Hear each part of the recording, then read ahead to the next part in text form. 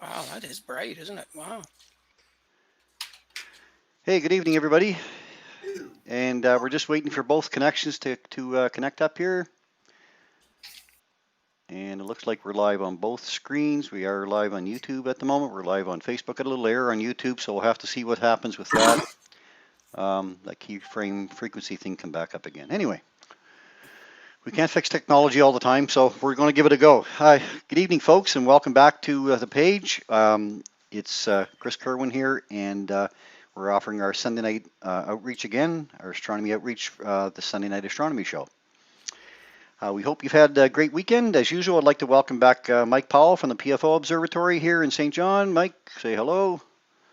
He's gone. Oh, he's gone. Oh, we'll have to wait for him to come back. Say hello, Mike. He'll be back.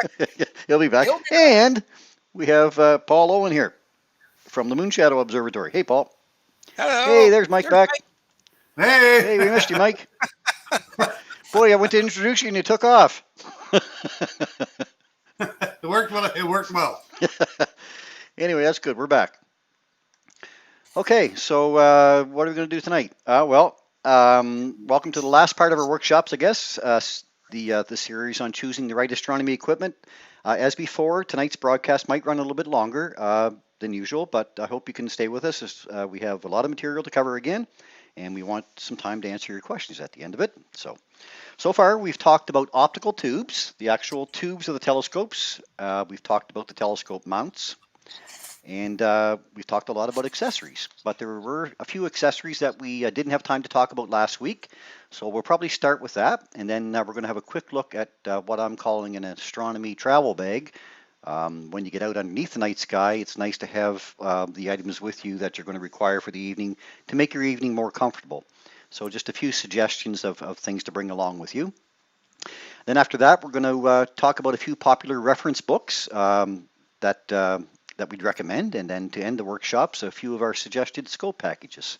So each of us have a dollar value, and mine is $500 or under, Mike's was $1,000 or under, and Paul's is $1,500 or under. And each of us are going to have our own choices, basically. And I mean, that sounds like a lot of money, but really in the hobby, I'm not saying really in the hobby it's not a lot of money. It's a lot of money for anybody, I'm sure. But it's a purchase that that lasts you a lifetime. So that's the whole thing about it. Then we're going to have a little bit about Rosanna's fun facts as well. She'll be back this week. A few photo submissions that we can check out. And then finally, we're going to end with a view of our waxing gibbous moon tonight. So Mike and Paul are both set up on the moon this evening. Can you guys offer a shot of that before we get started, or? Yeah, Mike, I got one right here. All right, Mike's going to bring up his screen there. So we got a clear sky. We want to try to offer that as well tonight. There it is. There's our waxing gibbous moon from the PFO Observatory here in St. John. You can Perfect. come in a little bit. There we go. Nice, Mike. Great shot. Well, you can see this clear sky right out there now. Oh, it's beautiful. Yeah, finally got the clouds to move out of the way for this one shot. Yeah. So be quick. And if you're out tonight too, I think it's at 10:02 tonight here in St. John. You're going to get the International Space Station passing over. Of course, yesterday the Crew Dragon, which they call Endeavour, apparently now, it made its successful launch to the International Space Station and docked there today. And there's Mike set up, looking up at the moon. Look at that. Cool, Mike. Guys are looking to see if there's clouds coming. Yeah, great shot. All right. So yeah, tonight at 10:02, I think is we're gonna have a pretty bright pass of the International Space Station too. So if you haven't seen that, take the kids outside and get them to have a look at it. Thanks, Mike. Paul, what about yourself? Are you on the moon at the moment? No, I'm out here in Hampton. Yeah. Well, the moon's out in Hampton. What was your point? I think I missed something. Oh, yeah. I'm not on the moon, no. No, you're not on the moon. No, you're on Hampton, yeah. I'm in Hampton. Wah, wah, just wah. a sec. Let's try. Oh, I missed that one altogether. Whoa. Oh, you give me 1 second here. Kind of glad I missed it. My screens are all backwards, so. Oh, yeah. There we go. Well, that's okay. And that's my clouded version of the moon tonight. There we go. Perfect. So we both have it. So the moon's in your eye like a big pizza pie. That's amore. I'm hungry now. Yeah. All right. So there's what we got for you later on in the show. So let's get started first of all with a little bit of accession. Let's say hello to Peter, who is on here. I guess we got Sharon from Grand Manan. Good evening. Hi, Peter from Toronto. And who else we got on here? We have Von Trash 15 from St. John. Hey, welcome. It's on YouTube, so we are streaming on both Facebook and YouTube here tonight. So we're watching both screens for your comments and questions. Good evening from beautiful Belle Isle Bay from Shelley. Hi, Shelley.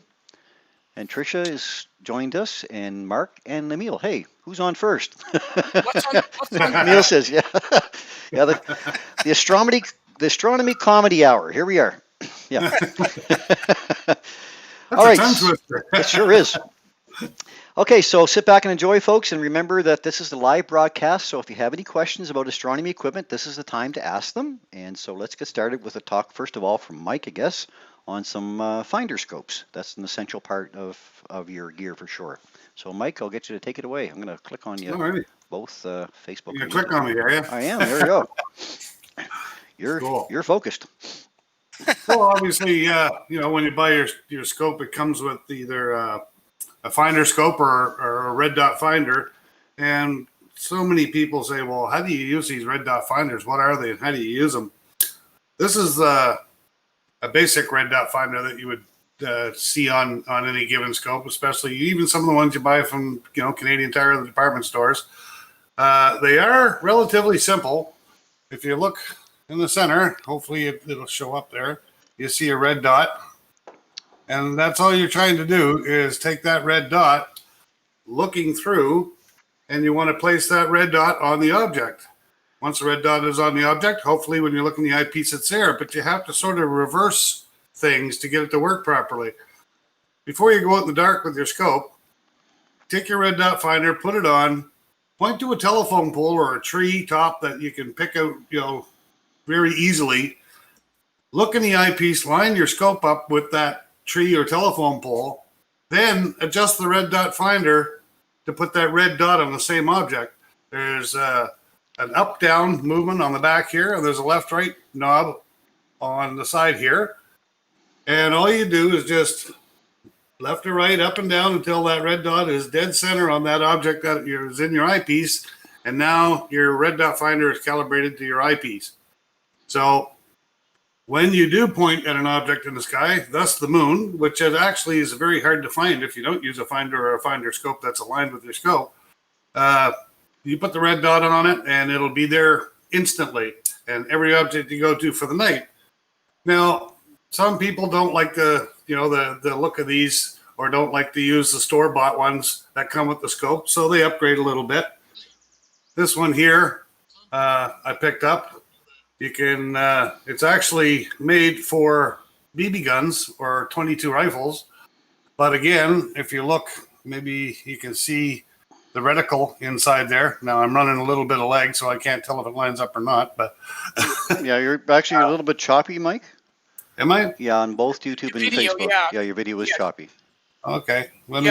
Just take, when you move your stuff around, just move it a little slower, that's all. All right, that's what we'll do then.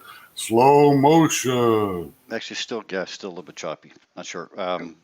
Paul, here, let me change a quick setting here. Okay, yep. Let me just check with Paul here. I'll get Paul to move around a little bit and just make sure that it's not on my end. So, yeah, no problem there, Paul. There, we change the settings. Okay, see if that helps. See how that helps. Anyway, this one here. That's better. Thanks. You can buy them for BB guns or whatever, what have you. And it works the same way. It's just a reticle red dot finder. It puts a red dot up on the screen. It's kind of like a head-up display. And you adjust it the same way. It has two screws on the side, one for up and down and one for left and right. And again, once you get that set up, it's just a different, cooler, smaller looking red dot finder. So if you have a small scope, instead of putting the original one on it, which is a good size, you might step down and put a smaller one on it like this, just to have your own style, so to speak. Because I like having things that are different than everybody else. Here's another type that you can use. Now, I just so happen to have a laser mount on the side of this one, but it's another one that you can purchase for a BB gun or a rifle, and it's the same type of red dot finder. See if I can line this one up slowly in the eyepiece, but you can see the red dot in the center there. and it works exactly the same way. This one comes with some rubber caps, so you can put them on, keep the dew off it until you're ready to use it. They have intensity. You can change the red dot so it doesn't have to be bright. It can be, dim, and you can still get what you want. And I just so happen to mount it on a green laser finder at the same time, and both of these are calibrated to the same spot in the sky. So I can look in the red dot finder, point to my object, find it, look in the eyepiece, find it, and then I can push the button and point other people to it with the green laser. So there's one other type that is quite common. If you look around, a lot of guys with Dobbs or C8s have them mounted. It's called the Telrad. Everybody that's got a telescope has seen one. They're rather big. Again, they have a heads-up reticle system in them. I don't know if you can see it there. Okay, it's graduated. A lot of your star finders will have the Telrad reticles to tell you where to look actually for the objects in the constellation that you're pointing at. These are amazing. Telrads last a long time. It takes I forget what's in here. A couple of AA batteries. I've left mine turned on for 6 months and it was still glowing when I picked it up. So they don't use a whole lot of energy, but they do have a tendency sometimes to dew up on you. But you can buy dew heaters to go for Telrads. You can buy dew shields now for Telrads, or you can 3D print them for Telrads. But it's your choice what type of red dot finder you want to use. These ones with the calibrated reticles are fantastic, but right down to a simple red dot like this is just as easy to use. You get the same result. So that's just a quick doc on red dot finders. Unless somebody's got a question. Any questions on finders at all? Okay, an essential part of your tool bag for sure. And, For sure. I have one. Yeah. Sure. Oh. You would. Where do you find her? Where do you find her? Well, these two reticle types here that are for BB guns, I actually got them at Canadian Tire. I think they run about $40. They're not cheap, but they're all metal. There's not a plastic piece on it. I bought 5 of this type on eBay for $20 from China, free shipping. So I got 5 of them just in case we get out in the field. Somebody forgot the red dot finder. I've got a spare with different types of mounts for them that get them through the night. Telrads, you can buy them used on the Canadian buy and sell site, Astronomy, Cloudy Nights, any of those sites, or to buy them new straight from these major astronomy stores. I forget what the price range is on a Telrad now. But my guess is somewhere in the $60 range. Even more than that, I think now. Yeah. It might be with the Canadian dollar the way it is. Yeah, that's it. And those use AA batteries, Mike, hey? Yeah, AA's, yeah. And they last forever. Like I said, this one I left on for 6 months and I looked and it was still glowing. So. And the other, remember too, you can buy a lot of that stuff used, right? We don't have to buy new for this stuff. So. No, absolutely. That's all my stuff is used except a couple of odd items, but 90% of what I have is used. Right. So you can save a lot of money on accessories when you're buying used like that. You want to spend as much as you can for the largest telescope you can get, and then from there, just keep an eye out for accessories at a cheaper price for sure. Yeah, it's kind of like putting pinstripe on a car. You're personalizing your equipment. So every red dot finder does the same kind of thing, but you just want ones that are either a little more advanced or better looking on your scope or something like that, just to make your scope original. Right. We're all the same way. That's why we buy a green car over a red one or something. Right? Yeah, exactly. Okay, thanks, Mike. Appreciate that. No other questions. I'll just make sure that there's anything else there. Hey, Mary from Mosquito Central. Where is she? That's perfect. Hey, Richard, good evening, and Bob, and Emma, hi. Perfect. For those who find a Telrad is too big, the Rigel Quick Finder is a Telrad, but smaller. Thanks, Emil. Appreciate that. I have one of those in a box back there too somewhere. Yeah, they are quite a bit smaller too, those Rigel Quick Finders. Yeah, they are, yeah. But they stand fairly high. Yeah, right. They're great for a dub. You don't have to put a riser on them. Yes. Rigels, but they are high for a small scope if you wanted to put them on a refractor. Right. Okay. All right. We've covered, I guess we covered finder scopes. That was one of the last accessories we wanted to talk about. I guess the next one really would be, I want to take a second, first of all, and talk about a couple, if I can. So I'm going to try to flip my cameras here just a minute. Might be able to get to the other one. Oh, no, I can't get to that one, can I? Oh, not unless I plug it in. Oh, that's a hard part. Uh-oh, gonna be a USB port. I'm SOL, as they say, I think. Well, maybe there's one here. Maybe it'll recognize it. Well, said it did. Let's see. Bear with me. Let's see if it finds it now. There it is. We'll see if it finds it. Hey, there I am. There you are. Woohoo! Okay, yes, I did that one just because I wanted to get a better view. So, okay. Because I wanted to show a few telescope cases. Am I still in the shot there? Yes? Okay, good. These are something that's really practical for people. Where am I? Right there. Okay, this way. That way. There. That way. Okay. Yeah. Yeah, I'm in my mirrored image. So, yeah, how about my shirt? I love it. I like it. All the expressions of Darth Vader. So we got the happy, angry, sad, confused, what else? Yeah. Depressed. All the same face. So anyway, waterproof cases. These are excellent buys at, I know a lot of stores sell these telescope cases, so this would be one, say, for eyepieces. And what they do have in them is pluck foam. They have a nice tight seal around them.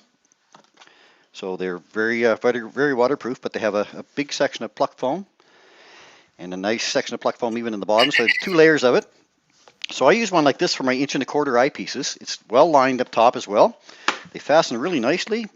They've even got a vent on the front. So very well made, I think. And what would you pay for one of those guys in the normal store? Probably $100, I guess, right? Oh, easy. Yeah. So these are on sale 2 weeks ago at Princess Auto for $19.99. Wow. So of course I had to buy one. Well, they were such a good price. I bought 2. So. But nothing that I own is any more than $100. So second option is this one. This is the medium size. So we got the same thing again. Another case with liner and also, that was a little stiff. This one was downstairs on the shelf for a while. Also pick foam again, 2 layers of pluck foam on that one. So good size for, say, a small refractor, or some maybe 2-inch eyepieces in your diagonals, which is what I use mine for. And they even come in a larger size. So that one there, that size right there, they usually go on for about $39.99. Actually, I've seen them for $29.99, sorry. And this is the big one, the big daddy. They have ones even bigger than this. I was trying to tear that sticker up. I didn't quite get it all off. But anyway, that's the largest one. That looks I like use. a map of the United States. Yeah. Actually, I've got ones larger than this that I have my LDX or LXD 75 in, and parts of my CPC are in it. But it's the same thing again. This one actually has 4 snaps on it. So there's 4 all the way around. And again, the lining, and again, 2 layers of pluck foam. And I've seen them for as low as $39.99. When you find them at the right time. So keep an eye at Princess Auto. You wouldn't think that that's where you get this kind of stuff, but you can. Keep an eye out there for these type telescope cases. And again, if you bought that from Orion directly, you'd be paying probably $300 for the same case, right? And, yeah, the big name is Pelican case, and Pelican cases are very expensive, and these are exactly the same as far as I'm concerned. Yeah. And yeah, a heck of a lot cheaper. Yeah, for sure. So that's an advantage. Again, they have the vent in the front. Now, another thing from Princess Auto. Hang on, I got my room right full here.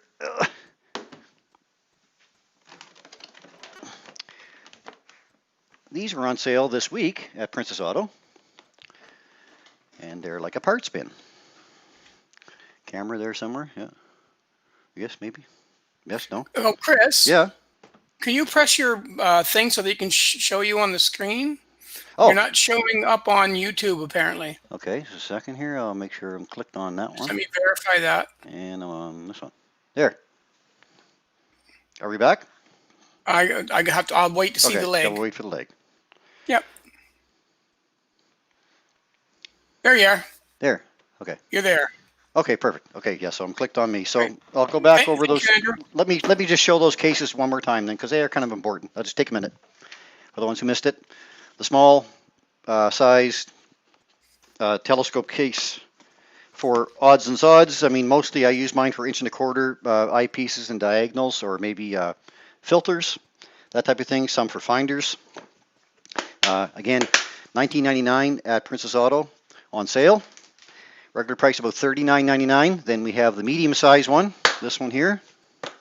Same idea. 2 layers of foam, plucked foam.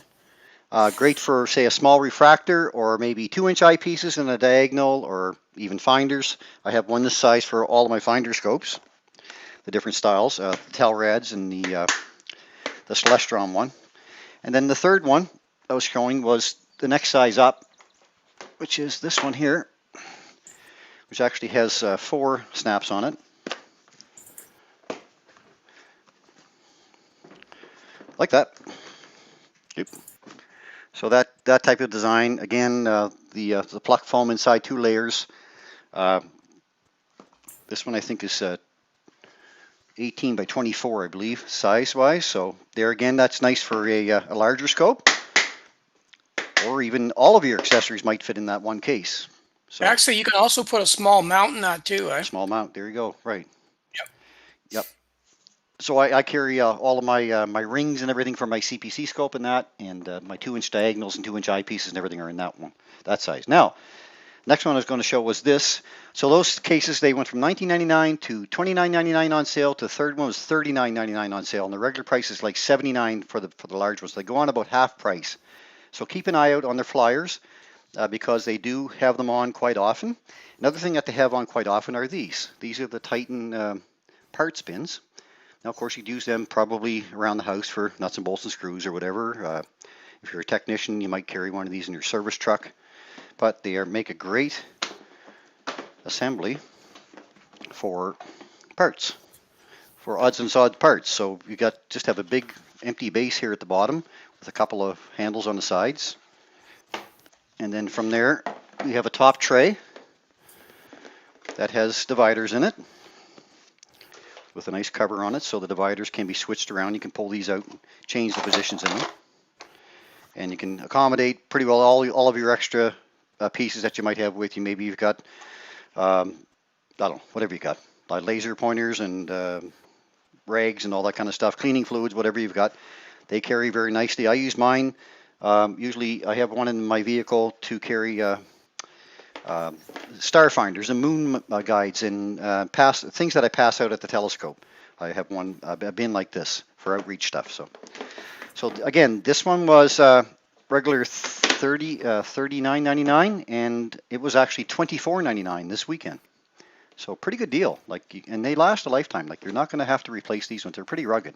The thing I did find about them is that the pins on the side sometimes you have to be careful with, but they do snap down pretty nice.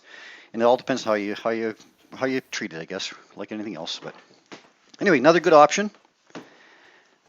So more accessories, more ways to save money on your accessories and get the accessories that you really want to get, right? Red flashlight, we talked about those before. There's one from Carson. So this one actually gives you 2 levels of light. There's a bright red light and a dim red light. There's a little keychain clip so you can clip it on and not lose it. And when you get to, of course, binoculars, these ones here are not they're not the greatest quality, but they certainly work. They're Celestron 10 by 50 Poro Prism binoculars. They run around $50. So they're a great little starting set to get you out, at least to get you out underneath the night sky and take a look at some objects. I mean, the moon is going to look fantastic in them, and you're going to get a nice view of the Milky Way, that type of thing. Pleiades star cluster. So good to have a set of binoculars with you. And you can always carry them in the car. You've got them, of course, for the daytime as well. So now, as far as reference material goes, I'm going to lead off, I guess, with a few things that I have. One of them that a lot of us belong to the RASC, the Royal Astronomical Society of Canada, and every month or every 2 months we get this book, Sky News, and it's a Canadian edition of Canadian Astronomy magazine. In the center, they have a nice star map that shows you the current sky, and it gives the highlights down there for what you're going to experience over the next couple of months. And there's local photos in here. Our guys, Emil and Paul, were both in one of the issues here. Congratulations, guys. And so there's lots of information there about what's happening in the night sky over the month. There's talks about star parties. There's talks about different things you can do with your scopes, that type of thing. So nice little magazine. If you get a subscription to it, it runs around $25 or so. And you can actually get the subscription if you go to skynews.ca. Again, if you're a RASC member, for part of your membership, this is included. So kind of a nice thing to get in the mail every couple of months. You're not getting a bill, so it's kind of nice to see something other than a bill. And this is their newer editions. So, and then there's small things like this. Like I use this one a fair amount. This one's called the 2019 Guide to the Night Sky, and I have the 2020 edition now. I've been getting them since about 2015. And in there, there's a complete set of star charts. Very simple little book. Great with a red flashlight. If you're taking it out, take a red flashlight with you. Tells the phases of the moon for each month. It focuses on parts of the sky that you're going to see from the northern hemisphere, and focuses on different objects in the sky, and also shows the larger objects here are higher magnitude stars, brighter stars. So nice little pocketbook, I'll call it, and it has a lot of information here for a small little book. So that's a great little book. I think it's about $12 on Amazon. Not that I'm promoting Amazon, but it is available on Amazon for about $12.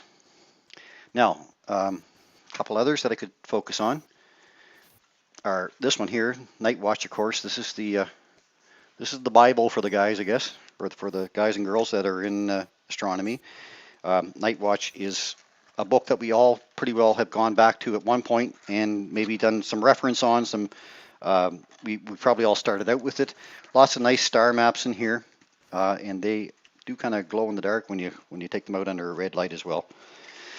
Lots of information about different types of telescopes, how to choose the telescope, binoculars, aurora about the sky, meteor showers, total eclipses, the planets themselves, like all kinds of detail in that little book. And it's actually spiral bound too. So spiral bound means that it lays flat like this. So if you have it outside on a nice table, you can take a look at the star maps and concentrate on a particular area of the sky. So nice book, Night Watch. There's a gentleman by the name of John Reed who lives in Halifax who has produced a number of books now, and it's on the 50 Things series. So he has this one, 50 Things to See with a Small Telescope. He has the 50 Things to See with a Telescope, not necessarily a small one. 50 Things to See on the Moon. And his newest book is 50 Animals That Have Been to Space. So this one's a great book for the whole family, really. It's an excellent book. It tells all about all of the animals that have been to space that we really didn't know about. A lot there than I didn't know about. With the 50 Things to See on the Moon, he takes you right through the different phases of the moon, and he gives you a view of what it would look like through a refractor, through a set of binoculars, or through a reflector telescope. Sorry, holding it up a little bit higher there. So it gives you the three different views of what you would expect to see. He focuses on a lot of popular craters on the moon and areas on the moon that are important for you to understand. And also, as he goes through the book, it goes through each day of the cycle of the lunar cycle. So there's days 1 to 5, for instance. And he leads us right down the path to the end of the month. So a very nice book to learn a lot about the moon. Take that outside with you, or glance at some objects before you go out through the book, and you can find them very easily. Great book by John. And the 50 Things to See with a Telescope are other objects. So he's got clusters, the coat hanger, the summer triangle, the butterfly, all kinds of pretty popular objects, and he takes you through the seasons as well as where they are. And the 50 Things to See with a Small Telescope would be for more like a tinier telescope. If you're looking at a small, it's pretty well the same idea. He's got the Pleiades, is the Whirlpool Galaxy, some of the planets, some of the moons, that type of thing. So some of the objects you might not pick up with a really tiny telescope, but he does get into the detail about them as well. So a nice series of books here. These are all available on Amazon as well. So I would highly recommend all of those for sure. And another thing I might recommend is this little thing. This is a Rask Star Finder. So again, we're members of the Royal Astronomical Society of Canada, and they put out this little star finder, and this is great for kids to take out underneath the night sky. So it's basically you line it up north, south, east, west, and you line it up with a date and time here, and then you rotate it to the proper date and time, and this is your sky above your head. So when you hold it up like this, that's the sky. But you don't have to hold it up, of course. You can hold it just like this and take a look at the map, and that'll lay out most of the sky. This yellow line is the ecliptic. That's the path that the moon and the planets take across the sky. These bright blue patches are actually the Milky Way, the bands of the Milky Way. And we have Polaris and the Big Dipper and things in the center. So the kids can learn a lot about the night sky just by looking at this. So you can see that some of the constellations rise and set as we go about our year, right? So that's a great little thing. And actually, you can download that if you look for Star Finder. I believe that's just the page. It's starfinder.ca. You can download your own copy of that. You can print it off and for yourself. So that's a great little thing. If you don't like that size planisphere, then you can get into something much larger if you're a little bit more serious. So this is a fairly large planisphere, but again, it gives you the same type of information, but of course a lot larger, and it's plasticized, so it's great to take outside. You know, if you get any dew on it, it's going to wipe off nicely. It does light up pretty nicely under a red flashlight as well. But it gives you the layout of a lot of pieces of the sky, so a very nice star finder, this one. And that was I forget what it was made by. Emil might be able to comment on that. I know Emil got me my copy. And maybe a final note is this book here called Explore the Moon. So we put on a course here in St. John, Explore the Moon with binoculars. There's also an Explore the Moon with telescopes. You can go to rask.ca and you can download this for free. There's also an Explore the Universe one in there, so you can download any one of their courses like that for free. Looks like it's kind of fuzzy on Facebook there. Maybe I am.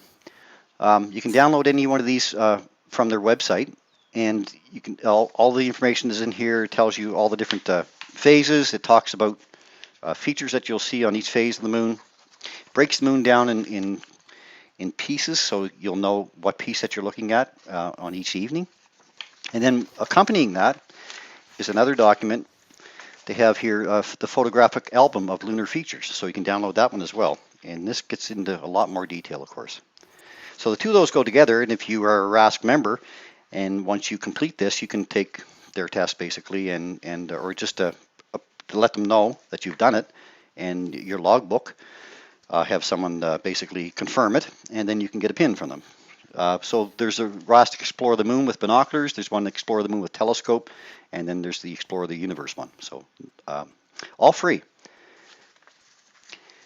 So that's about what I had to say, I guess, on reference material. That'll probably keep people going for a little while. And anybody else get anything?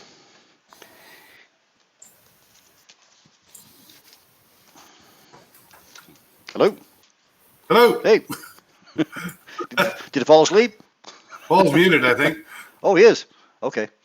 Let me get us back to my... there you go. There we go. Yeah, I got one thing to show you. Just one thing. Okay, let me get this back to the... There we go. Okay, I think we're good. Yeah, let me get you highlighted here, Paul. Okay, so let me know when I'm... Okay. I'm going to take a drink out of my little thing here first. Well, cool. Look at you. You got to have one of those when you go out watching the stars at night. Yeah. Okay, so what I'm going to show you is just the one thing that you can buy from Costco, and they are little lights called Cascade.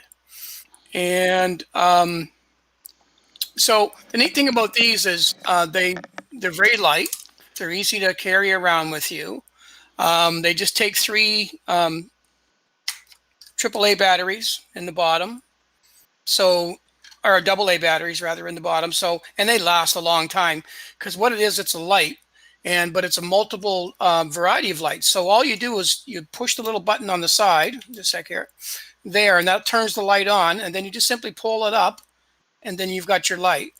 And then, so this would be to get you where you want to go. If you're going to a dark sky site, make sure you're nice and low so you have just the right amount of light so that you're not ruining somebody's dark adapted eyes. And or you can just turn it to red and keep it to red nice and open until you get to where you want to go. And then once you got there, then you simply close it down, and it still gives off a fair amount of light. These things are great. So after the night is over and you want to go have your coffee, I know when we were up at Kushabakwak, Emil and I sat under one of these and got coffee all night long. We had a great night. And all we did was just leave it on the red light, and we just kept it on. You can see everything. You can buy 3 of these in a package at Costco for $20. So they're very, very inexpensive, very effective, very light efficient because they're using LED stuff. Very, very small and lightweight, and very easy to transport. So that was the only thing that I wanted to show. Perfect. Thanks, Paul. Okay. Mike, you get anything to show? I did. Oh, you did? Okay. Listen, I got so many accessories, I wouldn't know what to start with. You got stuff all over the place here, yeah. I've got one of everything. You can imagine it. I have it. If I don't, I probably printed it. It's on its way on the mail. Yeah, from China. The rest are coming in the mail. Yeah. Mike's the only guy I know that has a postman come to his house more than anybody else in the city. and he says that. He says that. It's kind of like Cheers when Norm would walk in, everybody in the bar go, Yeah, Norm! yeah. That's what all the post people say to Mike. I just tell you, you just tell the post office it's employment equity. Okay, so I guess from there, maybe we'll do Rosanna's fun facts. Paul, are you set to do that? Maybe let's take a look at the comments here first of all. Maybe we'll just you guys been springing down through them, I guess. Well, people have been kind of talking amongst themselves, which is good. Okay. And John Reed, by the way, is on with us. So, hey, John. Hi, John. Hey, John. Hope I said everything right there. Yeah, somebody asked who was the author, so that's perfect. Yeah. Yeah. So Peter looked after that and all that stuff. So that's great. Perfect. All right, Rosanna. Okay, just let me get myself ready because I got to get myself ready, don't I? Oh, we'll see if it works. With you. Oh, there you go. Now there. Yes. Hang on. Yeah. That is prerequisite. We'll talk about that after because I got a little slide for that too. I forgot. Okay. All right. Let me get myself set up over here. Oh, it's gonna work. Let's hope it's gonna work this time. Oh, it's always it's the tension. Yeah. Well, just give me a second here because I'm trying to get. Okay. I think I'm ready. I think Peter sent this to me probably about 6 months ago, and I still got them sitting on my phone. No, I just got to do one more thing, and that is share screen. We'll see. Okay, I'm ready when you are, Chris. I want to go for. What are we going for? Oh, come on.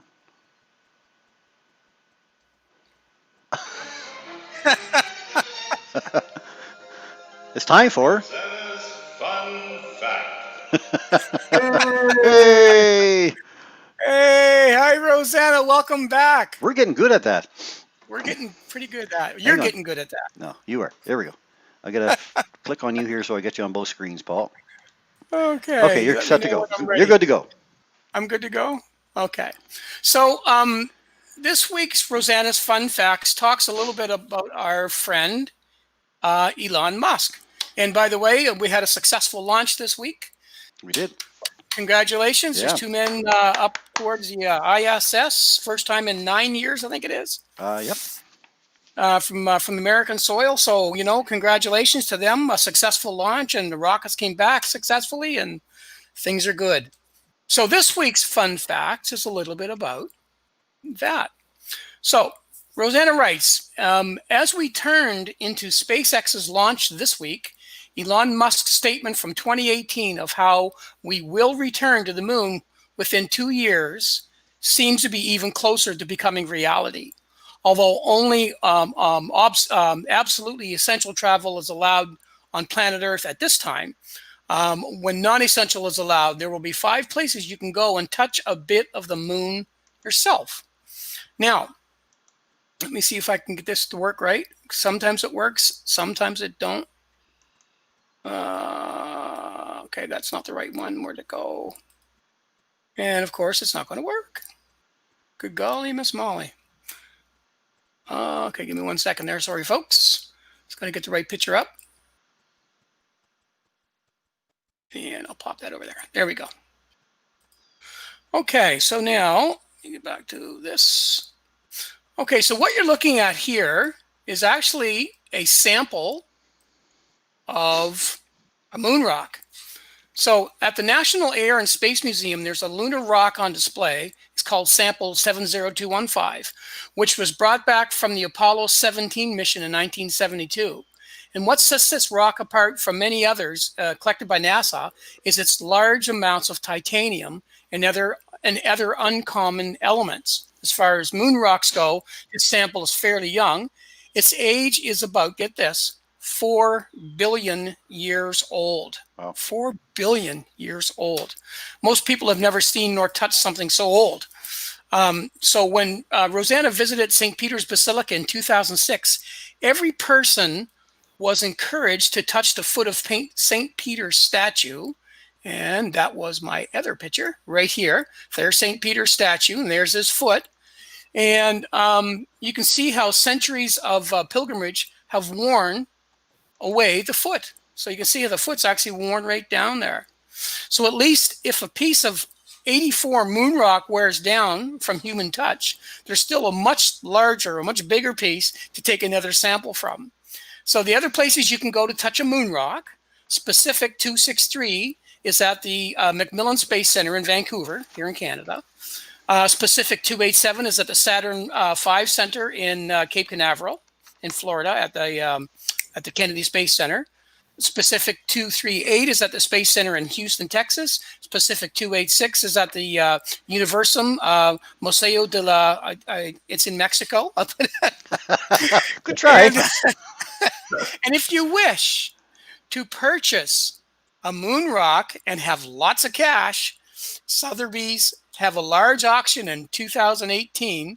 And there's also a great story about a moon rock heist by 4 students back in 2002, and it was called Sheer Lunacy. She's got a couple of Facebook things you can go to. But be careful how you buy Google moon rocks, especially for purchase, as it also is a type of cannabis. Oh. Ah, cool. Oh, cool. So that is this week's. Hang on. Talk a little slower now. And that is this week's Rosanna's Fun Fact. Hey! Thank you so much, Rosanna, for that timely fun fact. It was really enjoyable. Thank you ever so much for keeping us up to date on old rocks. It just wouldn't be the Sunday Night Astronomy Show without Rosanna's Fun Facts. All right, let me just perfect. stop sharing my screen. There we go. Thanks, Paul. Great stuff. You're welcome. Okay, so from here, I guess what I'll do is I'll show a couple of photos if I can. I'm going to try to click my screen so I get out of full screen because I think they're down here. Find them. All right. Yeah, so I had a couple of photos from Tim Libby, who sent me in a couple of shots using some homemade eyepieces in his telescope. Now, I'm not sure what he meant by that, but I don't know if he said he took them out of binoculars and used them. I think he said he did. Anyway, I'm going to try to share these. And I think I just got to share my screen to get them.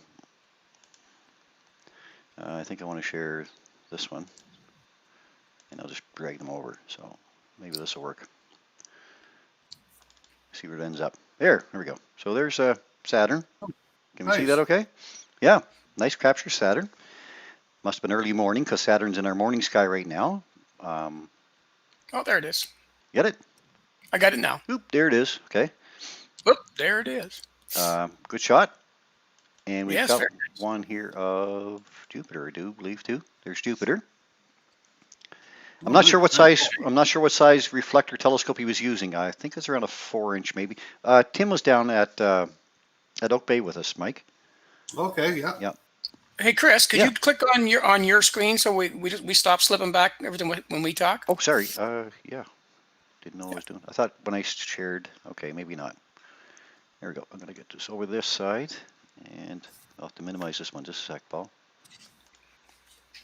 And me there. Oh no, that's not gonna do it. Okay, There. we'll just mute our mics. Okay. There. All right, and the third one is this one. He's got a shot of the moon. I guess that's waning crescent, so that would have been later. I think it was he sent me these to me on the 24th. I guess it must have been later because I didn't get them in time for last week's show. But good shots there, Tim. And these are the eyepieces he sent me that he was using. Oh, sweet. Yeah, so I wish Tim was on tonight because I'd like to ask him about what eyepieces he was using there. But he said they're homemade, so interesting. And that's the limit of the photos I got this week. But I want to make sure that people knew that if you want to send your photos in, please send them into this, the Sunday Night Astronomy Show, and it's all Sunday Night Astronomy Show at gmail.com. I searched hard for that address. No one else had it, so I grabbed it. Imagine that. So if you want to send your photos into that, we'd be happy to bring them up on next week's show. And we love to get photos, and we like to talk about them. We like to see what other people are taking pictures of. So great. Okay, from there, guys, maybe what we'll do is offer our suggestions for scopes now that we've pretty well finished the workshop, I guess. This workshop on what to choose for equipment, and that's all we were trying to do really was to offer what we were choosing for equipment. I'm going to stop sharing here. Get us back.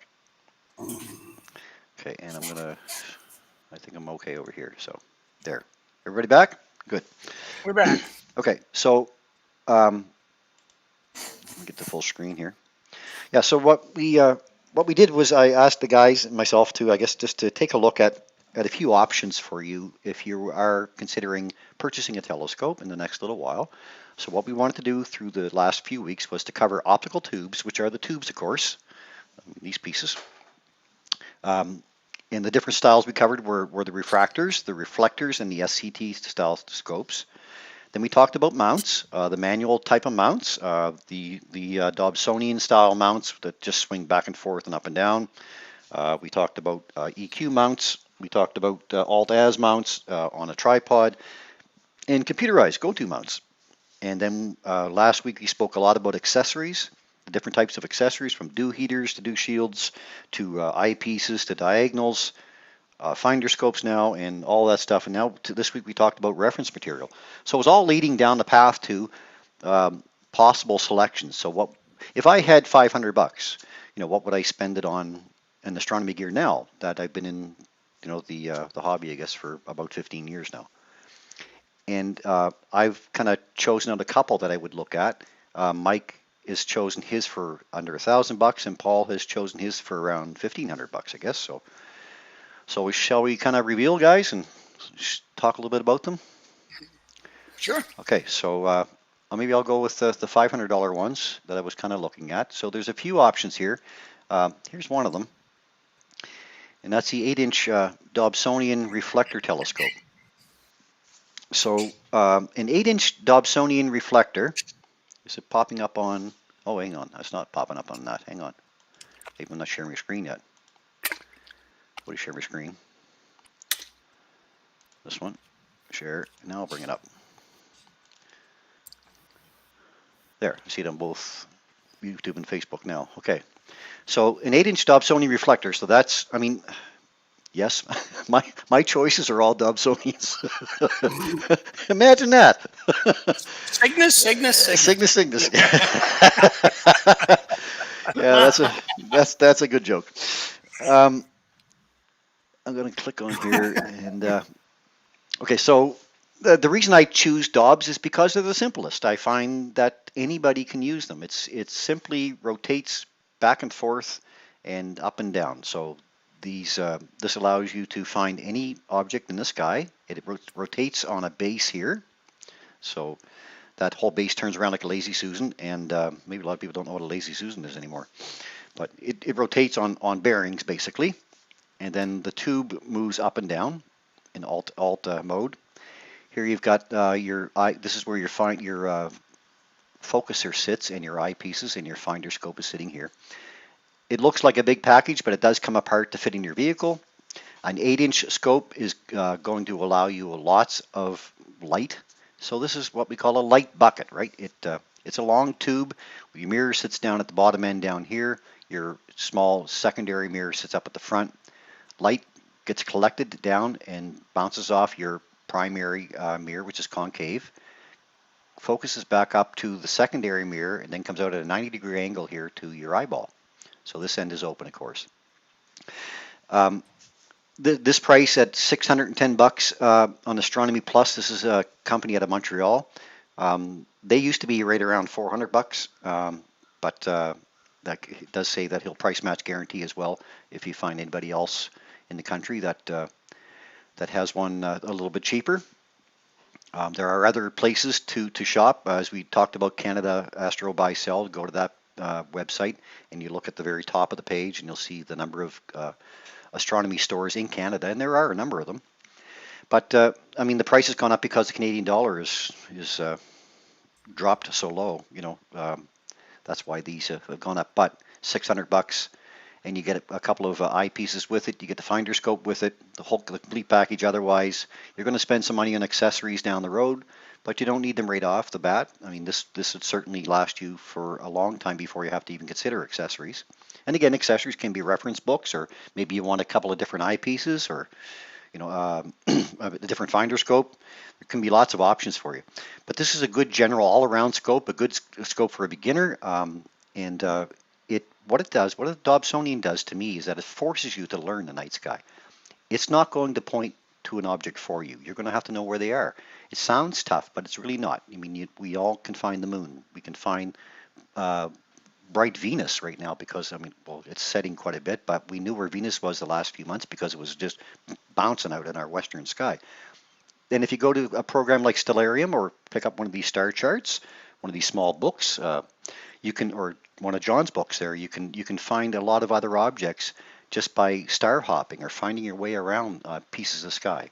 So that's what simplifies the fact of having a Dob. And a Dob is this big 8-inch mirror is going to give you lots of light gathering power. So objects that you're not going to pick up in a smaller Dob, you're going to be able to see them quite good in this one. So that's one example I would pick. So $610, yeah, a little bit money, but again, it's a lifetime purchase. If I was going to choose another one, guess what? There's another Dob. And actually, I have one of them sitting right here behind me. This is an Orion Star Blast. This is an Amazon price, but again, shop around. You can get them for different places, and I do suggest to buy local if you can, because you know our businesses are hurting right now. So keep your money locally if you can. But on Amazon, here's an Orion Star Blast 4.5-inch Astro Reflector Max Kit. With this one, it actually comes with a moon map. This moon map right here, which I have that one separately. It cost me, I think, $15 or so. But it does fold out nicely. It's kind of plasticized, so it does withstand the weather a bit. And it comes with a little moon filter and a 2x Barlow, even a little tiny red flashlight. So there again, the same style. The rotating part is down here, so it's Alt-As. So it tilts up and down. This is the clutch, so it kind of grabs a hold of the scope, or a tensioner, holds the scope in place for you. Again, here's your finder scope on the top, and this is your focuser right here. It comes with a nice dust cap on the top, and a place to put your eyepieces. All that for $374.99, plus taxes, of course. And you know, with Amazon, if you're a Prime member, you're going to get free shipping. So that's another example that I would look at. Third one, I'm just going to take this one just for now. And guess what that is? Another Dob. So this little guy, this is 130 millimeter. That's quite big. That's 5 inches, right? That's a 5-inch telescope right there. That's bigger than the last one I just showed you. But it's a neat little thing. It's a collapsible Dob. It was actually put out by Astronomers Without Borders. and they had price down around $200. I guess that was US, but still for $290. This is from Astronomy Plus again, from Astronomy Plus in Montreal, and he's down to $290 price on these as well. So this comes with it's a tabletop Dobsonian mount with a carry handle. So there's a carry handle right there. It has a 25 and a 10 millimeter 1.25" super eyepieces, and it has an 1.25" helical focuser, so it kind of rotates to get yourself in focus, and a red dot finder. Now what happens, what's kind of neat with this is that you just loosen off a little knob here, and this whole piece collapses down inside that. So it only stands about 12 inches tall when you have it compact, but it's a nice big 5-inch mirror, so you can see a lot of stuff there. So I would suggest taking something like that and setting it on a camp table, or setting it on a picnic table if you're going camping. But you can actually go to, there's a guy called Eyes on the Skies, and he does a lot of YouTube videos. And if you go to him, his website, actually, he has a setup to build your own tripod. So he has a piece of basically 3/4 inch plywood and 3 pieces of 2x4 lumber on hinges, and you can set it to whatever height you like and set this right on top of it, drill through holes for the small little base plate that sits there, and you're off to the races. Like, carry it up, away you go.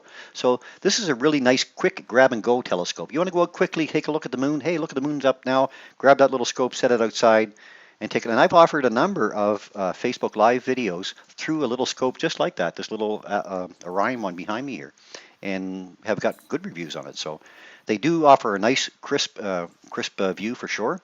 And for the price, I don't think you can beat it. So there's $290, there's $300. Your shipping and tax probably going to run you another $60. So you might be close to $400 landed at the door, and you're going to buy a few eyepieces. So you're still probably around $500. So that's what I would offer, I guess. So I'll pass that over to you guys. Let me get this off the screen, and I'm going to stop sharing. And who's up next? I guess that'd be Mike, right? Yeah, I'm kind of the in-between. Okay, well, you're the 1,000 mark. So that's what I would say for about $500, folks, and that would give you a pretty good start, I guess. But again, that $500 is something that lasts you for a whole lifetime. You never have to buy another telescope, and you could keep that, pass it down for generations. There, sorry. Go ahead, Mike. No problem. Do I have to click on me to have the screen up, or you got that? No, I got you. You're good. Awesome. So they say, what's the best telescope? And I guess the answer is the one you use the most. It just so happens to fall into the category that we were looking at for, say, around $1,000. And mine is the 6-inch SE Celestron go-to mount. It's an Alt-Az. It is full go-to. It'll run off batteries, but you want to run it off a battery pack because when you put the batteries in it, they won't last a night. But you run it off a battery pack, and you'll get a whole weekend out of it. 6 inches of aperture. It's a Smith Cassegrain compound scope, so it comes through a corrector plate at the front, down to the primary mirror at the back, bounces up again to the secondary mirror, and then comes down through the diagonal up into your eyepiece, which allows them to take a long optical tube and make it nice and short, which makes this thing compact. I've got the Celestron red dot finder on it. This thing is portable. It's probably, like I said, the one I use the most when we go to the beach, only because it's convenient. The tripod's good and steady. The optical tube is a 6-inch, and it's really a fine fit for this SE mount.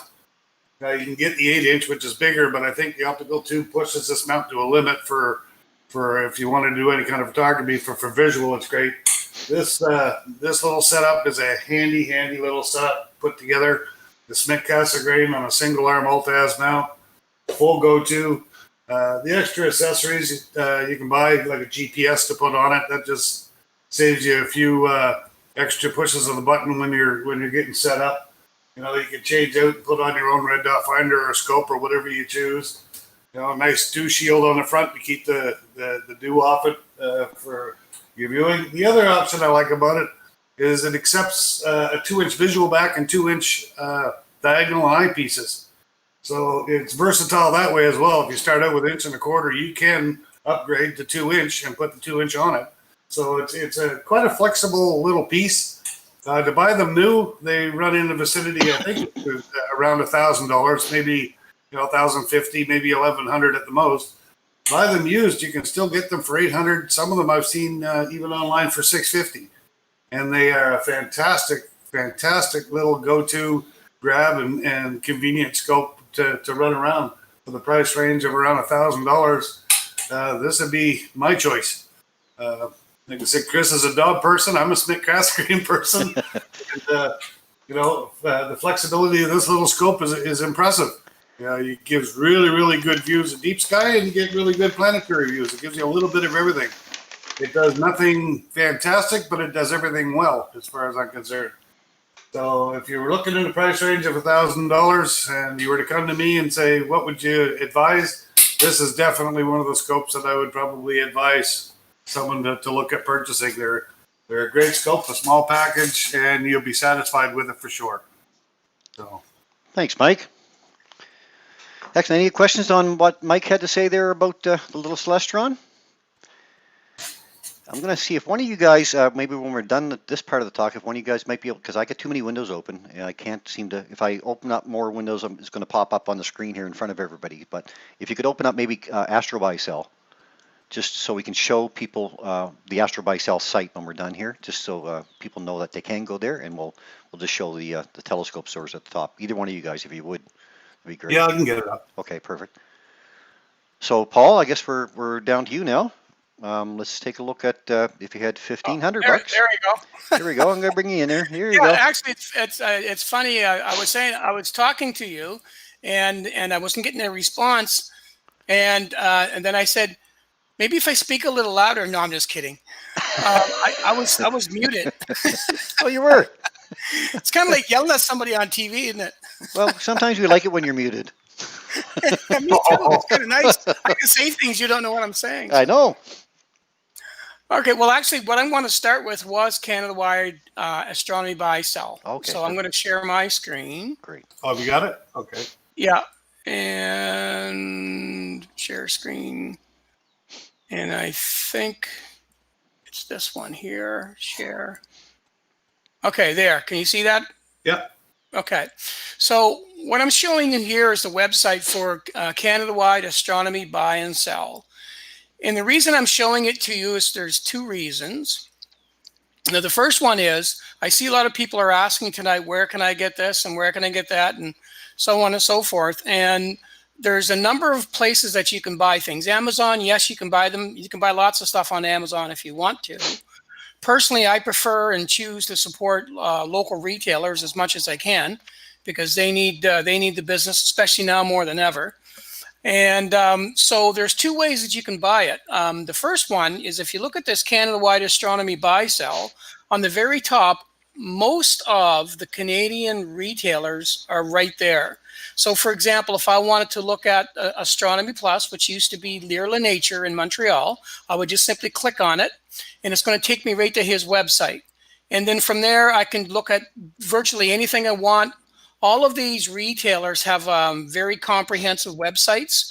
So if you want to look at very specific things, like if you want to look special deals, if you want to shop for mounts or telescopes or imaging accessories or filters, all of these retailers have these websites laid out so they're very easy to go through. You can go ahead and shop and find things there. And what makes this even better, besides being able to do just this, is that once you've found something that you're looking for, then when you pick up the phone, you've got people on the other end of the line that can actually tell you what you need to know about what your purchase is. And what you're looking for may not even be what you're looking for at all based on the conversation that you may have with a retailer, because there's not one of these people on this screen that I've dealt with that I didn't get good information. And when I was stuck on something that I couldn't figure out, they're always there to give you the support that you need. And most of these guys will go well beyond what you think they would do as a regular retailer. So I can't speak enough about that to buy from these people that are set up, because like you, they're most of them are amateur astronomers who just love the hobby and are just absolutely tickled to death to be able to talk to you about anything. And again, I've talked to and spent lots of times with Brian from KW Telescopes. I called there one time and I said, I want to 10-inch reflector. I want a big this. He said, well, what level are you? I said, well, I'm just starting. Well, he stopped me in my tracks and said, whoa, Nelly, that's not what you want. You're going to go down the path of frustration. Let's back it up. And he took me through and spent tons of time emailing me and talking to me on the phone and got me started with the right piece of equipment for me at the level that I was. So you're not going to get that from Amazon, folks. You're just not going to. So anyway, enough about that. I don't mean to ramp on that, but I did. The other part of this, part of Canada-wide astronomy buy sell, is it's designed for people like us, me, Mike, anybody who's online talking with us now, or anybody across the country who's into astronomy. They've got, and what astronomy buy sell is, it's kind of like the Kijiji of astronomy. So if I want to sell a telescope, and I want it to go to a home if somebody's really looking for one, I'll post it here, or vice versa. If for some reason I can't afford to buy a brand new telescope, I can go on this buy sell site, and I can find a lot of things that maybe, half or 3/4 of the price of a brand new one. And chances are on this site, anything that you buy is going to be in good condition, because most of the people that are on here are people that are interested in astronomy. They respect the equipment and all the stuff that they work with. So when they post it up here, A, they have a bit of knowledge about it, and B, I have yet to run into something to buy something that was not what it was told that it was. So it's a really, really good site for all of that stuff. So if you want to get some information, if you want to look for maybe something used from another amateur astronomer, or if you want to go to and buy something new, which a lot of people are very comfortable with, then you have most of the Canadian retailers on this site. So that's my story on Canada-wide astronomy buy sell. Perfect. Thanks, Paul. Okay. Now, for me, the telescope that I wanted to talk about, telescope system actually, is this little system here that's put out by a company called Skywatcher. And for those who don't know, my favorite thing to do is to take pictures of the night sky. So I like to do some imaging, and I'm a student at it, and I'm learning as much as I can about it. And the more I learn, the more I realize that you don't need a great big telescope to get fantastic pictures. And in fact, if I'm starting out, I would never, ever go to a great big telescope, which I found out from my conversation from my friend at KW Telescopes. I would start off with a very small wide field apochromatic refractor. And so what you're seeing here is an 80 millimeter telescope by a company called Skywatcher, and it's called the EvoStar 80. Now, to buy it by itself, this particular telescope would run you around $1,138 brand new. If you can find one used, you can probably pick one up for probably $600 to $800. But it's an excellent telescope, and it would be a lifelong telescope, because as you move on into imaging, if that's the route you're going to take, then you've got a telescope you're always going to have and use for imaging for those wide field targets. And then if you decide you want to get into some things that require a lot of power, like Mike had talked about the Schmidt-Cassegrain telescope, well, then you can move up to that. But anytime you want to go back to your wide field, you'll always have your refractor. The other thing about refractors is they're very forgiving in terms of your demands on your mount and that kind of stuff, because when you get into taking pictures of the sky, your mounts have to track the sky properly. And when you're first starting out, you got to learn how to do that. And you'll have a lot more immediate successes by using something with a much shorter focal length to get yourself started. So, and they work beautifully well, very well, I should say, as a good observing telescope, because if you want to put a Barlow in them and increase some magnifications when you're using your eyepieces, they make an absolutely beautiful telescope for observing. Certainly the best contrast out there in a telescope, in my opinion. So anyway, so that would be the telescope portion of this deal. The other part of it is the mount itself. This is a new mount by Skywatcher, and this is a German equatorial mount, and that just simply means that this mount has to be lined up with Polaris for the North Star, because it tracks a little differently than the one that Mike showed you. The one that Mike showed you only tracks in up and down and side to side motions, where this one actually travels in an arc which follows the night sky. Now, the one that Mike showed you could do that too if you want to add a wedge to it. But this way, if you're starting out with this, then you don't have to worry about any of that stuff. It's a small, lightweight mount that is designed to hold beautifully a small refractor, even a small SCT up to 6 inches, because it'll hold up to 22 pounds for observing. So probably around 10 to 12 pounds for imaging. And it's go-to, which simply means that once you've got it set up and lined up with the night sky, then you basically, if you want to go to Saturn or if you want to go to Jupiter, you just punch it into that little hand pad you see right down here. And that little hand pad will basically, it's the computer that tells the mount where to go in the night sky. So it does that. It also comes with one of the features that this has for a mount that's under $1,000. I'm very surprised. It has an auto guider port. So this one is good for observing. It's got go-to capabilities. It's also Wi-Fi capable. So if you want to run it from your iPad or your phone, that kind of stuff, you can do it. It's got a polar scope built right into it. So a lot of mounts that are in this price range, you have to buy a separate polar scope. And that polar scope is what you're going to need to line up your mount with, or learn to line up your mount with Polaris and the night sky.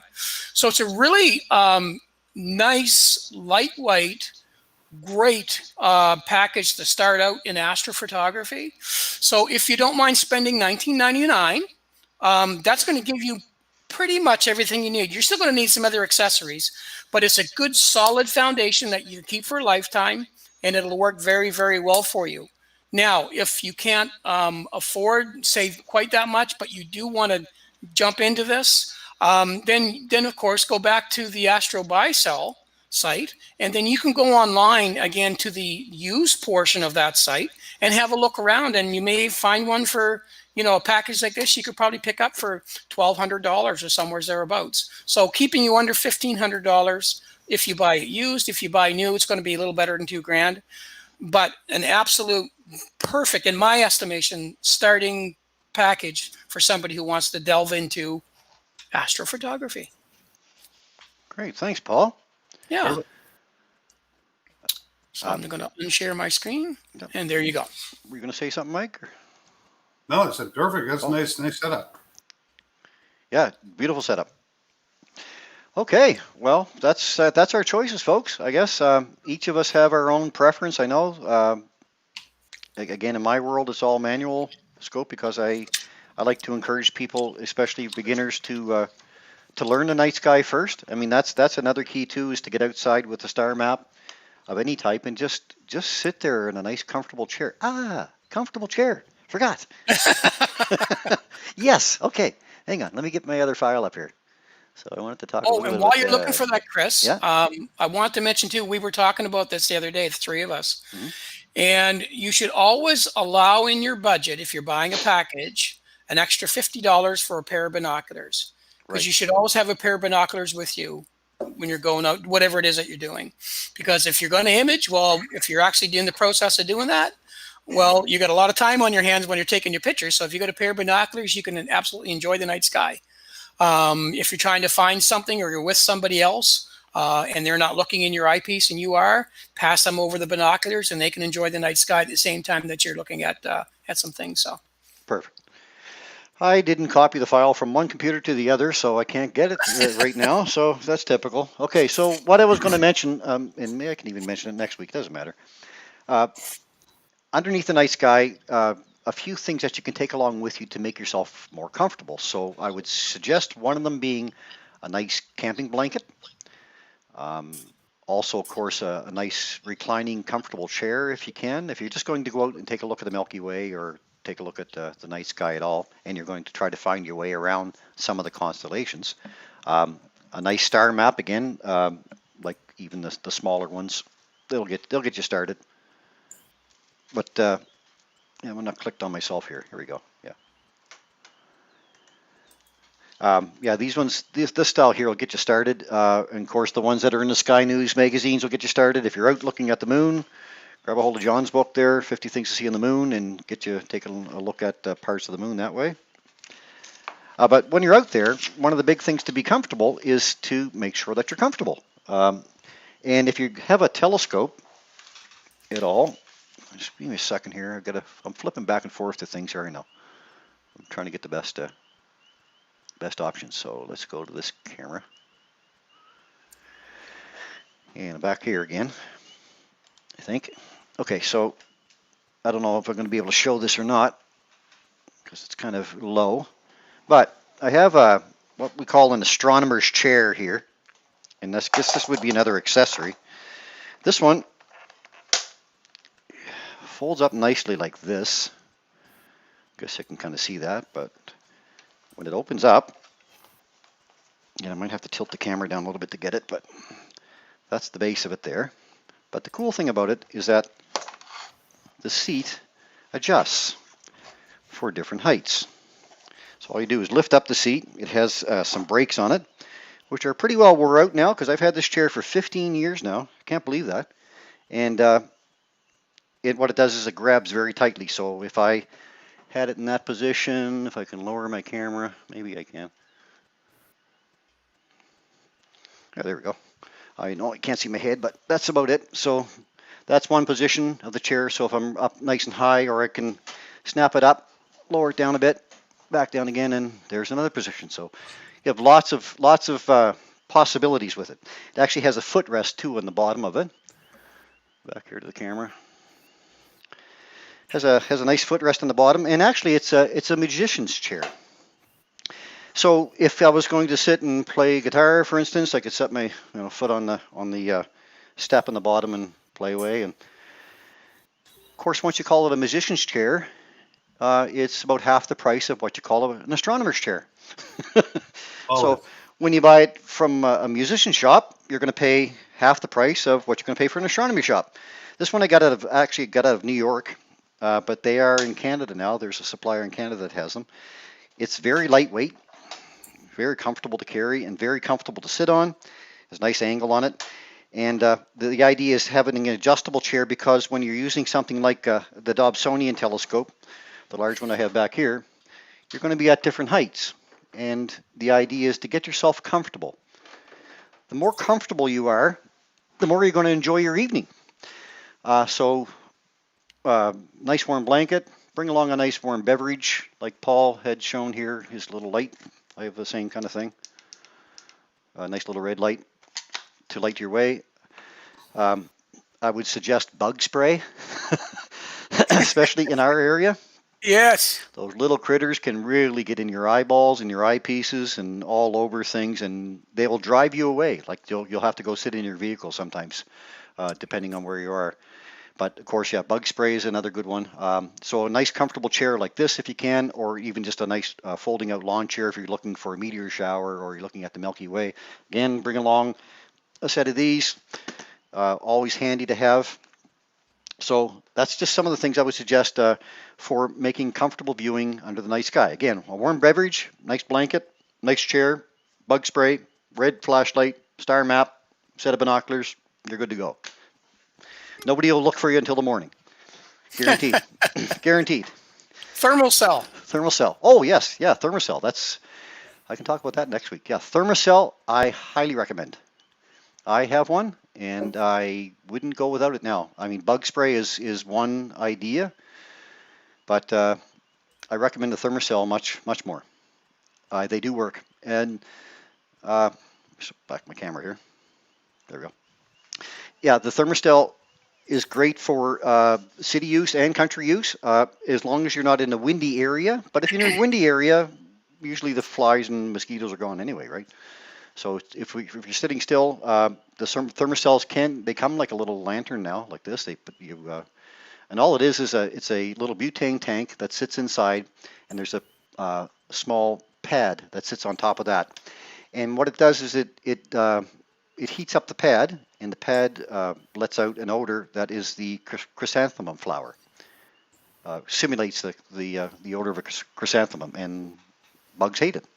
So it creates basically a bubble right around you. And I've seen me sitting on the beach and people all around me and just fighting the flies away, and I'm sitting there just as comfortable because I have it sitting either clipped on my belt or sitting right directly beside me, and it does create like a physical bubble pretty well around you. So I highly recommend it. I've had real good luck with that. And then Trudy's mentioning here, she bought her 8-inch Skywatcher Dobb used locally for $250. Yes, she did. So there you go. So $610 we saw online for new, and keep an eye on places like Kijiji and Astro Buy Sell where people are into the hobby and they've just decided to get out of it. They, for whatever reason, a lot of people are looking for extra money. So you can find good deals out there for sure. Anyway, that's what I would suggest. Try to be comfortable, because the more comfortable you are, the more you're going to get into what you're doing. If you're sitting there on a bad chair or you're cold, also dress as if it's 10 degrees colder than it really is. That's another key I would suggest. Because what you're doing with the telescope is or if you're just looking around the night sky, is you're not generating a lot of heat. You're just kind of sitting in one spot. You may be moving your telescope around back and forth, but you're not doing calisthenics or nothing like that. You're not jumping up and down, so you're not generating a whole lot of body heat. So you'll tend to cool down a lot quicker. So bring enough clothing with you that you'll feel comfortable when it cools off, especially when the sun sets. It really cools off pretty quick. But it's all worth it. Like it's certainly worth it, and keep yourself comfortable so that you can concentrate on what you're looking at in the eyepiece or the object that you're trying to find in the sky. Don't sit out there with aches and pains and cold feet and hands and that kind of thing. It's not worth it. So be comfortable. All right, that's about all I want to talk about that. So let's see if the guys. I guess we're going to take a look at the moon, guys. Were we? Sure. Next, so you both apparently have a little view of the moon. I do, and I think Mike does. Okay, so how are we going to do this? I can share. You just decide which one you want to see. Well, who wants to be first? You go ahead, Mike. You got the new camera. Let's do some nice first light camera. We'll go with that. Okay. Bring up here. This is not a new camera. This is I call it my cloudy sky camera because it lets me know when it's going to be cloudy. But that's basically what the telescopes were pointed at. That's the moon straight up. And right now there's not a cloud in the sky. So we'll move over to this one. And there's our target. Come up a little bit. And we'll zoom in a little bit. And you know what happened? It just went across the meridian, I think. Oh, well, yeah. Yeah, my scope flipped for its own reason, so I'm assuming it just went across the meridian. Sure. Could be. I'll tell you in a second. Yep, it did. He did. It Mine jumped too, so I'm assuming that's what it is. Yep. Yeah. That's so cool. A little pink. But anyway, Cool. there's our moon. There we are. So nice waxing gibbous moon tonight. I think it's about sweet. 70%, roughly 70%. Maybe somebody can correct me out there. Looks like about 70%. Look at the nice features that we have on the moon, though. I mean, look at the beautiful. detail right around the nice detail we have right around the terminator line, that line that separates day and night of the moon. Of course, we always see the same side of the moon because the moon is in synchronous rotation with us. It rotates around once on its orbit, about the same length of time it takes to go around us once. So we always see the same side. The moon about 4.5 billion years old. And actually, I kind of got John Reed's book out here, so I thought we'd maybe take a look at a few features. So we can see, I'm going to look through John's book and find out what we got. So I think we're on about day 9, guys, are we? We are. Day 9, 10? I don't know. I don't know astronomy. Oh, well. I don't have my phone. We could find, yeah, there are places to find it for sure. I think we're about day 9. 71% Peter says maybe Peter can tell us what day we're at. So we could take a look at Copernicus sitting there, I guess.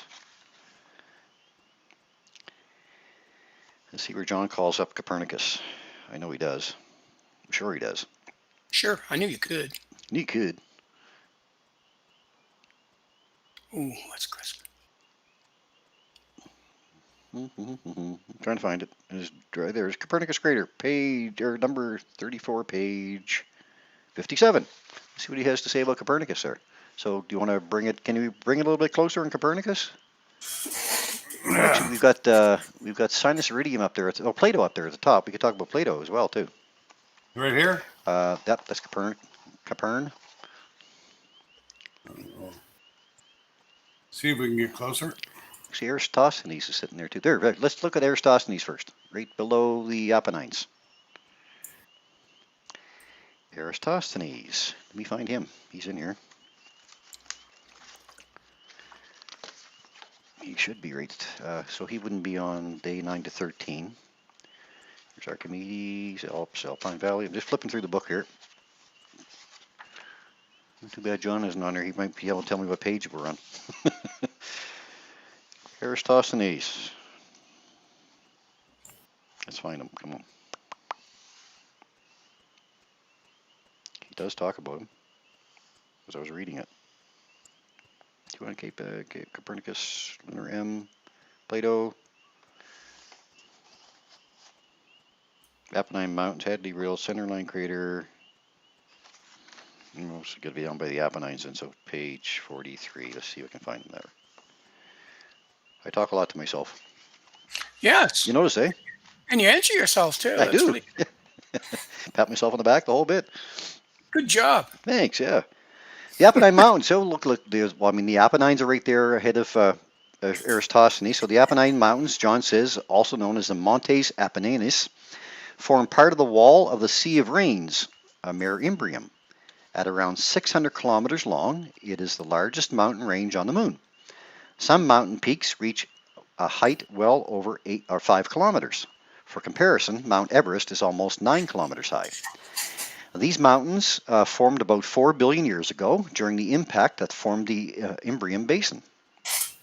And he puts these little stellar facts in there. The Apennine Mountains get their name from the Apennine Mountains that run down the center of Italy.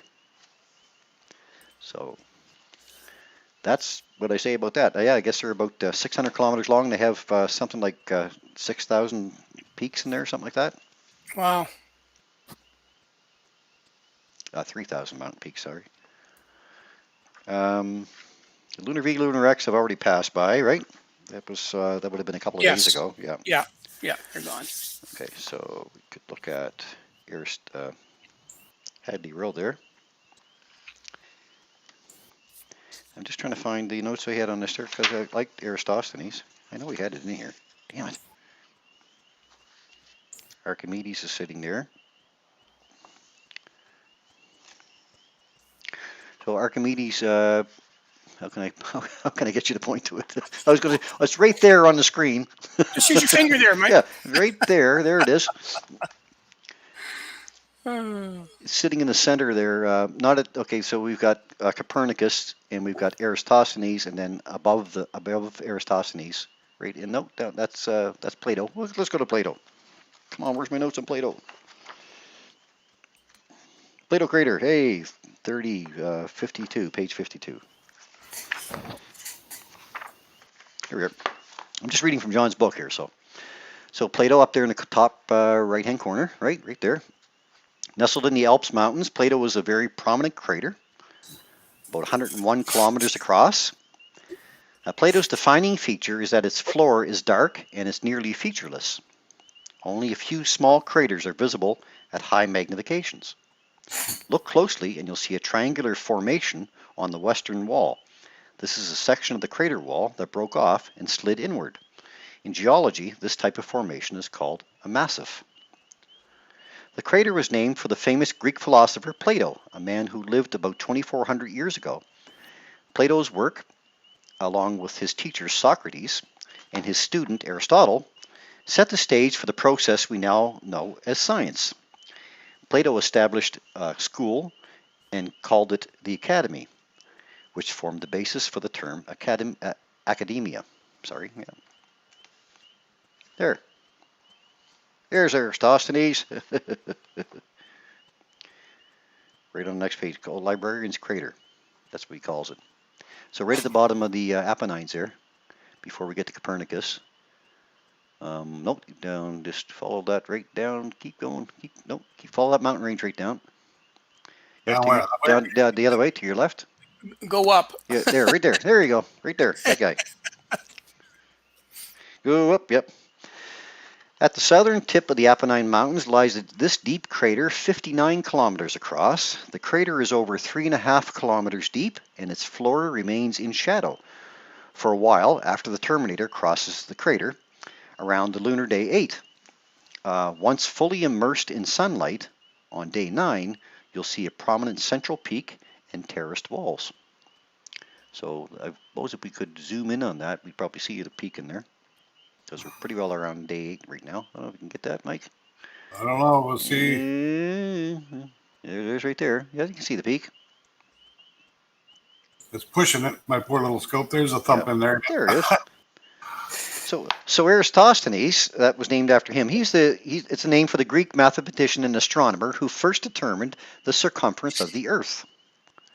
His idea was to measure the length of a shadow in two cities located a known distance apart. He knew the distance between them because he paid a man to walk the distance between them.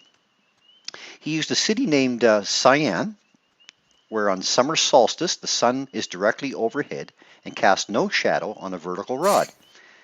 At the same time, in Alexandria, a city to the north, he measured a 7-degree angle in the shadow.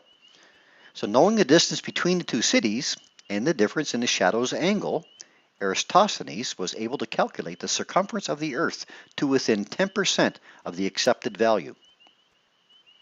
Because of his great contributions to so many fields, Eratosthenes was named director of the Library of Alexandria. So that he was over 2,500 years ago, right? So we're talking about 4,000 years ago now that they knew the circumference of the Earth to within 10%. Not bad, huh? Wow. These guys were good. But I mean, that's what they did, right? And they didn't have any light pollution really to deal with either. So of course, looking at the moon, they wouldn't have to, but they got to see some pretty amazing views of the sky for sure. All right, so that's a couple there. I got a note on Copernicus because that's the kind of the prominent one there, isn't it? Well, the Swiss cheese crater. Can we get on that one? Right down around the bottom. Here it is. Yep, that guy right there. See if we can. That's a big one. And then maybe we'll flip over to Paul from that one. Well, you can stay right on that crater. Because Okay. I'm just, while you guys are doing that, I'm just capturing some frames. So. Okay, perfect. Okay, so that's called the Swiss cheese crater. And look at all the holes in it. At 225 kilometers in diameter, John says, Clavius is the third largest crater on the Earth-facing side of the moon. And like all larger craters, has several smaller craters within. The pattern of interior craters is quite striking. Starting in the east, the craters decrease in size as they follow an arcing path to the west. Fans of science fiction may remember this crater from the movie 2001, A Space Odyssey, as it was the location of the Lunar Administrative Facility. Cool. And look, it still is. There is a facility sitting there. Look at look at the buildings. Look. See them? That's the shadow that they're casting. and the lunar base is on the opposite side because we can't see it. The Clavius crater is named for Christopher Clavius, a German astronomer and mathematician. Clavius got to use telescopes very shortly after their invention, and he marveled at the sheer number of stars they revealed. He observed satellites of Jupiter and even commented on Saturn's rings, which were due to poor optics he believed were stars attached to the left and right side of the planet. They used to think they were ears, right? Oh. Did the wind ever pick up? Oh, sure. I have my window open and the peepers are outside and I can feel it. Yeah. Mike and I aren't too far away from each other here, so. The moon might start shaking here. Yeah. Well, that's cool. So that's Clavius.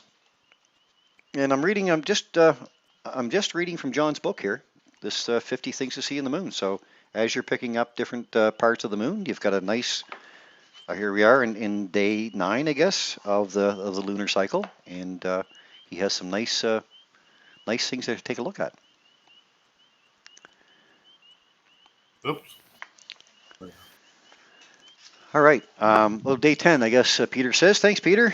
Geez, good to have Peter on here. It is. So we're visible lunar day 9. So we are seeing, I mean, things from day 9 right up to day 9. I guess is what we're looking at really. Visible day 9. What else has he got? You got the Librarian's Crater Plato. We got Plato. Lunar M. Visible day 10. Have you seen it? Lunar M. I'm looking for that. Yeah, I see it. You see it? It's on. It's it look right in the very center on the top. Yeah, right where Mike's pointing. No, right there. Right there. In here? Yeah, that's it. Okay. That's the Lunar M or the The lunar Ripheus, end. Yeah. Ripheus Mountains, I'll say. Right. Ripheus Mountains. At only 150 kilometers long, this small but prominent mountain range separates the Ocean of Storms, which is that huge dark mare there, the largest one on the moon, and the sea that has become known as Mercognitum. They're not easy to say. The Ripheus Mountains are an easy target to identify since they look just like a handwritten lowercase m or mu, m in the Greek alphabet, in a mirror reversed view. So John puts these little stellar facts too in his book, these little yellow areas. And stellar fact here says on November the 9th, 1969, Apollo 12 astronauts Pete Conrad and Al Bean landed about 100 kilometers north of the Ripheus Mountains. This was the second Apollo mission to land humans on the moon. Conrad, the lunar module pilot, made a pinpoint landing within 160 meters of another spacecraft, Surveyor 3. So they were trying to see if they could land very close to Surveyor. And they actually captured information. I think it was a tape or something from it. Maybe it was photos. Anyway, they brought stuff back from the Surveyor crater. To land within 130 meters of it was fantastic. That was only the second time they landed on the moon, so they did very well. Wow. If you want to let me share just for a second, I'll show you that M. Sure.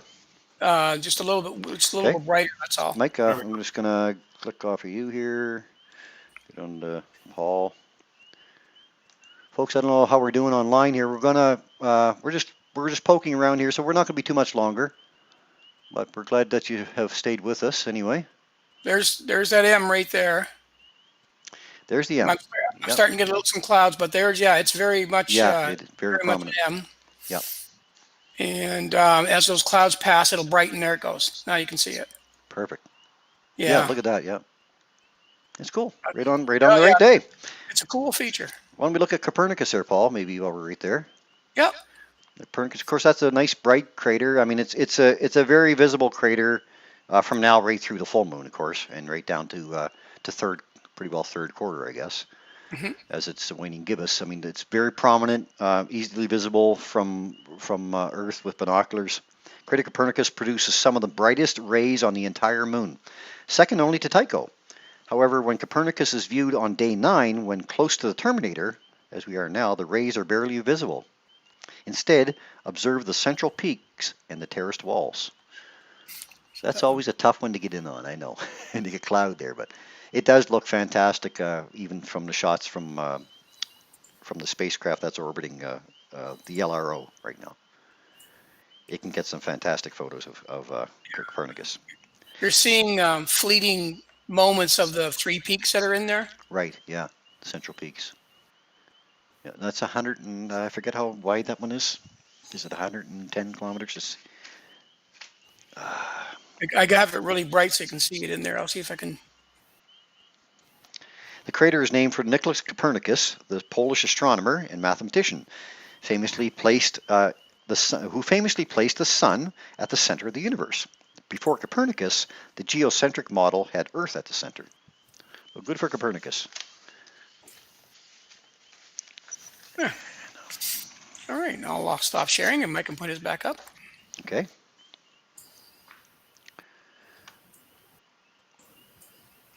So we'll just go a couple more guys maybe, and I guess we're up past 9 o'clock now, so we're into about 9:40. Oh wow. 40. Just reorienting mine, so I flipped it for you. Oh, perfect. Okay. So there we've got the large mare. As we can see, we've got the Sea of Tranquility, the Sea of Fertility, and the Sea of Serenity there in a row. On the edge we have the Sea of Crises right out there. Down here we were looking at Copernicus. Here's the Apennine mountain range. Here's the big crater that we're looking at, Clavius down the end. What else we got here? Zigzag mountains. Can you find those? They should be right beside Copernicus, I guess. There they are, right there. Yeah, cool. See if I can zoom in a little bit. The Carpathian Mountains, Montes Carpatus, are found near Copernicus at the southern end of the Sea of Rains, Mare Imbrium, which is that one there. This 400-kilometer long range seems to zigzag across the terrain, punctuated by only a few small craters. The largest crater in the range, T. Mayer, is only 33 kilometers across. Cool. The early Carpathian Mountains arc through 7 different countries in Eastern Europe. The name of these mountains was first recorded by Claudius Ptolemy in 2nd century Atlas for the Roman Empire. Ptolemy was the Roman astronomer and geographer for whom the crater Ptolemais was named. So we're getting into 9:45, guys. What do you think? Maybe we'll call that Yeah, I would say. our evening. I think we had a pretty good run here tonight. Yeah, we covered a lot of stuff. Cover a lot of stuff. It goes by so fast. Yeah, I mean, we're into, what are we at? 9:45. 9:45, pretty close. Yeah. So anyway, I guess we'll go back to our normal view here. Thanks, Mike and Paul, both for those excellent views. You're welcome. And I just wanted to see if I had any other notes that I wanted to cover. I think I've got just about everything covered that we wanted to talk about. So hopefully that gave you some ideas, folks, on those last few weeks of talking about telescopes and optical tubes and mounts, and maybe you'll have a little bit more information now if you want to go back and review these videos. I mean, they're all up on YouTube and Facebook, so you can always go back and take a look at them. And don't forget that, again, you can buy used on when we go to Astro Buy Sell. Look at the top of the page. There, all the telescope stores are there. The ones throughout the country, anyway. Remember, they would really like your business, especially since what we're going through right now. So consider them. A lot of them too have a used section, so you can go and take a look at the used section. They have eyepieces and diagonals and sometimes telescopes and stuff in there that they have for sale. So hopefully you've got a little bit of information there that you can go back and take a look at. And if you would like any help in choosing one, if you're down to a couple and you're not quite sure, send us off a message here on the Sunday Night Astronomy Show, and we'll be happy to. We'll bring it up even on the next week's show, and maybe look at the options for you. Or send us a PM. We're all on Facebook, so you can send us all a message, any one of us, and we'd be happy to help you out on it. So I guess in closing tonight, I'd like to go back and thank each and every one of you again for your continued support for our efforts here. We're really trying to bring you something live. I guess it's impossible right now to do any outreach at the eyepiece, as we're all aware, and we're looking forward to coming out of all this for sure. But in the meantime, we're going to try to keep bringing the show to you as much as we can. I want to remind you again that we do love getting your photos. So again, you can send them to sundaynightastronomyshow@gmail.com, and we will collect them for our next show. We will display them on our next show. My special thanks again, of course, to Rosanna Armstrong for her Fun Facts episodes, and for Paul, of course, for reading off for us. And of course, Mike and Paul both for their continued contributions to the show. You guys couldn't be a show. It's the Three Musketeers here. We run. The Astronomy Comedy Hour.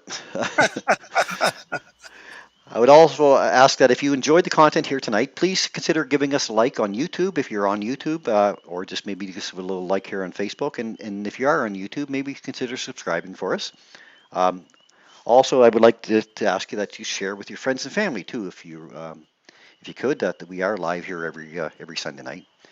Finally, of course, we'd like to wish you all a good week, good, healthy, and safe week. We've had a bit of a slip here backwards in New Brunswick over this past week, but I know we can get back on track if we all just work at it.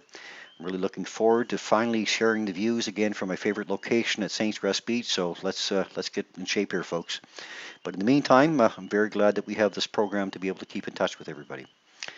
So keep safe, everyone, and know that we are here to help entertain you each week at the same time. So for now, then, from Mike, Paul, and I, have a great week. We wish you clear skies, and we hope to see you all here again next week.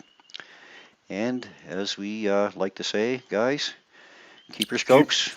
Point it up. Take care, folks. Thanks for joining us again. Talk to you all again soon. Good night.